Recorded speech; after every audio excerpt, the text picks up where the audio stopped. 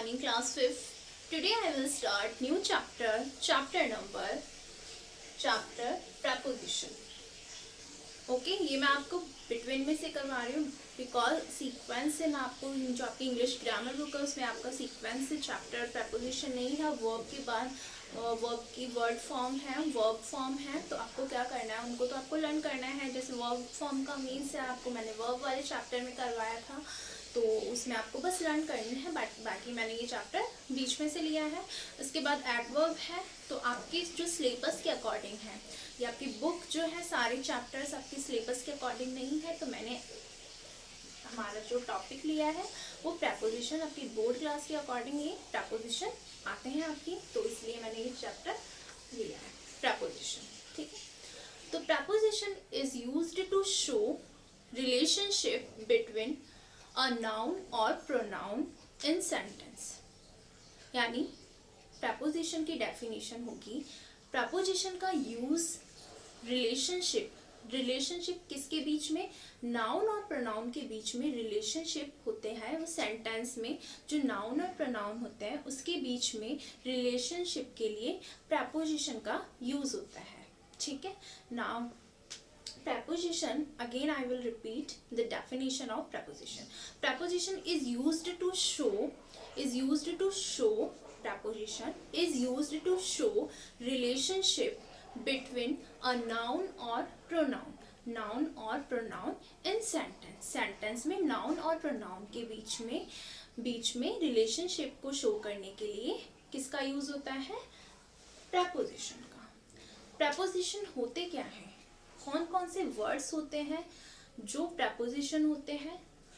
तो आपने देखा होगा किसी भी सेंटेंस में आपने in, at, on, under, after, before, to, for, from, above, over, ये सब क्या है, preposition है. ठीक है, जो नाउन और प्रोनाउन के बीच में क्या करते हैं, नाउन और प्रोनाउन सेंटेंस में जो नाउन और प्रोनाउन होते हैं उसमें क्या करते हैं, रिलेशनशिप बताते हैं या उसको शो करते हैं. So let's start. अब आपको इनमें कैसे क्वेश्चंस देखने होते हैं, आपको ऑप्शंस मिलेंगे या फिलिंग द ब्लैंक्स वाले हो सकते हैं, बट आपको उसमें ऑप्शन गिवन होंगे. या तो टिक द करेक्ट वाले क्वेश्चंस आएंगे, इसके अलावा टिक द करेक्ट के अलावा फिलिंग द ब्लैंक्स वाले क्वेश्चंस भी आ सकते हैं जिनमें आपको 2 ऑप्शंस गिवन होंगे. अगर tick the correct multiple choice question होंगे तो उसमें आपको 4 ऑप्शंस या 3 ऑप्शंस गिवन होंगे. बट अगर फिलिंग द ब्लैंक्स वाले क्वेश्चन आएंगे तो उसमें भी आपको 2 ऑप्शंस गिवन होंगे. उसमें से आपको करेक्ट preposition चूज करना होता है सेंटेंस के लिए. तो आपको बस यही देखना होता है कि किस सेंटेंस में कौन सा सुटेबल preposition आएगा. ठीक है, सो लेट्स स्टार्ट. सबसे फर्स्ट preposition इन. इनका यूज कब होता है, सीजन, नेम ऑफ सीजन, किसी भी सीजन का नेम होता है. सीजन से आपको पता है 5 को season, winter, summer, ottoman, spring, ये सब सीजन से बिफोर जब जैसे किसी सीजन का नेम आएगा उस किसी भी सेंटेंस में सीजन का नेम होगा, विंटर, समर, रेनी, तो इन सीजन्स के नेम से पहले कौन सा preposition यूज होगा, इन. ठीक है, name of year. Name of year मतलब जो यहाँ पे कोई भी मंथ नेम हो सकता है. मंथ, ईयर का मतलब यहाँ पे मंथ नेम, ईयर और मंथ में तो आपको पता है कौन सा, कोई भी मंथ 12 मंथ में से अगर किसी भी मंथ का नेम आ जाएगा तो उससे बिफोर आपको इनका यूज करना है. मंथ के नेम से बिफोर इन preposition का यूज करना है. ईयर का मतलब है, ईयर आपको गिवन होगा 2014 हो, 1975 हो, कुछ भी ऐसा ईयर, उससे बिफोर आपको इनका यूज करना है. तो समझ आ गया. एक तो किससे बिफोर करना है, एक तो आपको season, name off season, name of month, name of year. ठीक है, मंथ का मतलब ये नहीं कि सिर्फ मंथली का आए, मंथ में 12 मंथ्स, ईयर में कोई भी ईयर का आपको मेंशन हो तो उससे पहले और सीजन से पहले. इसके अलावा इनका यूज एक चीज के लिए और होता है. इनका मीन्स होता है, हिंदी में इनका मतलब होता है अंदर. ठीक है, तो इसके लिए जैसे अगर कोई एग्जाम्पल इस तरीके से जो चीज़ पहले से ही अंदर होती है उसके लिए इनका यूज होता है. फॉर एग्जाम्पल अगर जैसे ये मार्कर है, मार्कर के अंदर मैं अगर इसकी कैप लगा दूंगी तो यहाँ पे ये जो मार्कर की जो निब है, ठीक है, ये जो निब है या इंक की बात कर रहे हैं, मार्कर के अंदर जो इंक है उसके अंदर है ऑलरेडी, पहले से ही इस मार्कर के अंदर क्या भरी हुई है, क्या फिल है, इंक है। तो अगर हम इसकी बात करेंगे तो हम जो अगर सेंटेंस बनाते हैं तो हम क्या बनाएंगे इसके according, the ink is fill in the marker, यानी जो इसमें क्या है, इस मार्कर के अंदर क्या है, इंक भरी हुई है। The ink fill in the marker, ठीक है, यहाँ पे हो गया ये। तो जो चीज पहले से ही अंदर होती है, पहले से ही अंदर होगी, उसके लिए इनका यूज होगा, ठीक है। इसके अलावा एक और एग्जांपल, जैसे आप एक रूम है, रूम के अंदर एक बॉय है, जैसे मैं अपना एग्जांपल दे देती हूँ। एक रूम है, उसके अंदर मैं पहले से ही अंदर हूँ, बाद में तो नहीं आई हूँ, ऑलरेडी मैं यहाँ पे खड़ी हूँ। तो इसके लिए मैं क्या बोलूँगी, आई, अगर मैं इसके लिए, मैं अपने लिए या किसी और के लिए भी मैं बोलूँगी तो she is in the room, she is in the room, यानी वो उस रूम के अंदर है। तो अंदर वर्ड के लिए भी हम जो ऑलरेडी पहले से ही कोई चीज़ किसी के अंदर होती है, उसके लिए भी हम इनका यूज़ करते हैं, ठीक है। अब let's see the example. Example number A, we wear woollen clothes in winter. यहाँ पे सीजन के नेम से बिफोर मैंने आपको बताया था, विंटर सीजन नेम हो गया, इससे बिफोर कौन सा प्रपोजिशन आ गया, इन, ठीक है।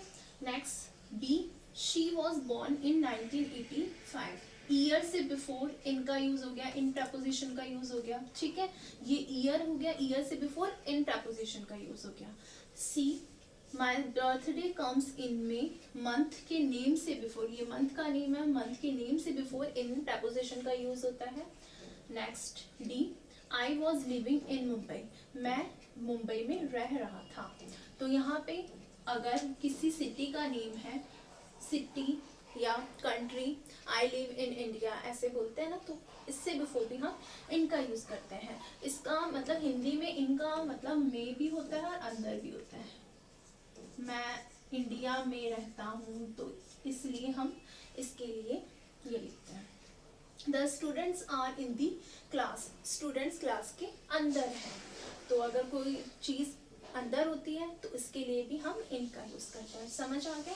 सीजन नेम, ईयर, मंथ या कोई चीज़ अंदर होती है या कोई उस चीज़ में रहता है, में अगर उसका ट्रांसलेशन में उसका मेन में से निकलता है तो उसके लिए हम इनका यूज करते हैं। सेकंड जो हमारा प्रपोजिशन है वो है एट, ठीक है, एट। तो एट का यूज हम कब करते हैं, point of time. Point of time का मीन्स अगर कोई पर्टिकुलर हमें टाइम गिवन होता है, कोई पर्टिकुलर पॉइंट ऑफ टाइम का मतलब है कोई स्पेसिफिक टाइम अगर हमें बताता है, जैसे you will come eight 6 o'clock, कुछ भी ऐसा जिसमें पॉइंट ऑफ टाइम होता है, पर्टिकुलर कोई टाइम बताता है, तो उससे बिफोर हम एट का यूज करते हैं। मील टाइम, मील टाइम का मतलब खाने का टाइम, जैसे एट लंच, एट डिनर, इस तरीके से। तो मील टाइम हो गया, डिनर, लंच, ये क्या हो गया, मील टाइम हो गया, ठीक है। इससे बिफोर हम एट का यूज करते हैं। पर्टिकुलर प्लेस, पर्टिकुलर प्लेस का मीन्स अगर कोई ऐसा वेन्यू या कुछ भी ऐसी जगह हो जिसके लिए पर्टिकुलर किसी प्लेस की बात हो रही है, उस प्लेस से बिफोर एट का यूज करते हैं। So let's see the example, meeting starts at 6 o'clock, यानी मीटिंग जो है वो यहाँ particular point of time given है, 6 o'clock पर मीटिंग स्टार्ट होगी। तो टाइम से बिफोर, यहाँ पे क्लॉक, टाइम से बिफोर किसका, कौन से प्रपोजिशन का यूज होगा, at. Next B example, we will discuss at lunch, meal time से बिफोर लंच, मील टाइम हो गया। एट डिनर भी हो सकता है था यहाँ पे कुछ भी, तो मील टाइम से बिफोर भी कौन से प्रपोजिशन का यूज करेंगे, at. Next, the car stop at traffic light, particular place या पर्टिकुलर जगह के लिए हम किसका यूज करते हैं, एट प्रपोजिशन का यूज करते हैं, यानी जो कार है वो कहाँ रुकी, ट्रैफिक लाइट पर, तो यहाँ पे इसके लिए भी हम एट का यूज करेंगे। तो पॉइंट ऑफ टाइम, कोई पर्टिकुलर टाइम गिवन हो, मील टाइम, डिनर, लंच, इससे बिफोर एट का यूज करेंगे, या पर्टिकुलर प्लेस के लिए हम एट का यूज करेंगे। नेक्स्ट प्रपोजिशन ऑन, ऑन का यूज हम करते हैं बिफोर डे, यानी डे से बिफोर हम ऑन का यूज करेंगे। डेट, फेस्टिवल नेम, फेस्टिवल किसी भी फेस्टिवल का नेम होगा तो उससे बिफोर हम कौन से प्रपोजिशन का यूज करेंगे, ऑन का। So let's see example, example A, he will come on Friday, यहाँ पे फ्राइडे, नेम ऑफ डे है, संडे मंडे ट्यूसडे किसी भी डे का नेम आ सकता है, तो इससे बिफोर हम किसका यूज करेंगे, ऑन, ऑन प्रपोजिशन का यूज करेंगे। Next B, the match is on 8th March, यहाँ पे डेट, डेट बताया मैंने आपको, तो डेट से बिफोर, ये डेट आ रही है यहाँ पे, तो जो मैच है वो 8th मार्च से स्टार्ट होगा, तो डेट से बिफोर भी ऑन प्रपोजिशन का यूज करते हैं। बिफोर डे हो गया, कोई भी डे हो सकता है, डेट, डेट से पहले हम इसका यूज करते हैं, और फेस्टिवल के नेम से बिफोर भी, ऑन दिवाली, ऑन क्रिसमस, इससे बिफोर भी हम क्या करते हैं, फेस्टिवल नेम से बिफोर भी हम ऑन प्रपोजिशन का यूज करते हैं। Next fourth preposition four, four का यूज हम सर्टेन ड्यूरेशन के लिए करते हैं, जैसे एग्जाम्पल है, example A, the exam was conduct for 2 hours, जो एग्जाम है वो कितने आवर्स के लिए हो रहा है, 2 आवर्स के लिए, और इसका हिंदी में अगर फॉर का मतलब होता है किसी चीज के लिए, I will thank this gift, या कुछ भी किसी चीज के लिए, अगर हम हिंदी में होता है उसका मतलब, फॉर का मतलब के लिए, किसी चीज के लिए हम फॉर का यूज करते हैं। इसके अलावा जो नेक्स्ट हमारी जो प्रपोजिशन है, सिंस, आफ्टर, बिफोर, सिंस का मीन्स होता है अगर कोई चीज पहले से किसी पर्टिकुलर टाइम से, मतलब बिफोर टाइम, पहले किसी टाइम से कोई चीज हो रही है और अभी तक भी वो चीज कंटिन्यू है, मतलब बहुत टाइम, मतलब यहाँ पे है मतलब कि पास्ट से कोई काम हो रहा है और अभी तक भी प्रेजेंट में वो काम कंटिन्यू हो रहा है, तो उसके लिए हम सिंस का यूज करेंगे।